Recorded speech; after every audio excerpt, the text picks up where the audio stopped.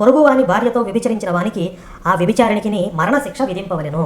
అలాగే లేవికాండం 24వ అధ్యాయం 17వ వచనంలో ఎవడైనను ఒకనిని ప్రాణహత్య చేసిన ఎడల వానికి మరణశిక్ష విధింపవలెను. కాబట్టి ఇప్పుడు దావీదుకి ఎన్నిసార్లు మరణశిక్ష విధించాలి? 2 సార్లు వేయాలి. నేను గతంలో చాలా సార్లు ఈ విషయం మీద మాట్లాడా. ఈ దావీదు ఎపిసోడ్ చూసి చాలా మంది గర్వాప్స్ అయ్యారు.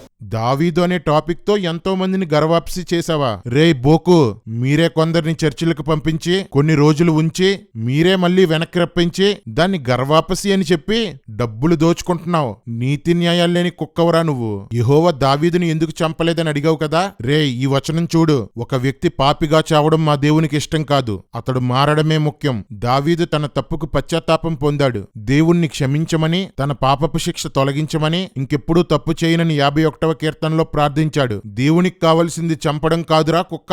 అదే కోరుకుంటే మీ మతోన్మాద పిచ్చి కుక్కల్ని ఎప్పుడో చంపేసేవాడు. మీ మార్పు కోసమే సహిస్తున్నాడు. అయినా ఒక రాజుగా తాను చేయకూడని పని చేసినందుకు దావీదు కొంతకాలం రాజ్యం కోల్పోయి మానసిక క్షోభ అనుభవిస్తూ అడవుల్లో తలదాచుకునేలా శిక్షించాడు. ఇది దేవుని నీతిరా కర్రి కుక్క. ఉరిశిక్ష పడ్డ కొందరు ఖైదీలకి మన కోర్టులు క్షమాభిక్ష పెట్టడం లేదా? నిన్నెవడరా బైబిల్ రత్న అన్నది పోరంబోకు.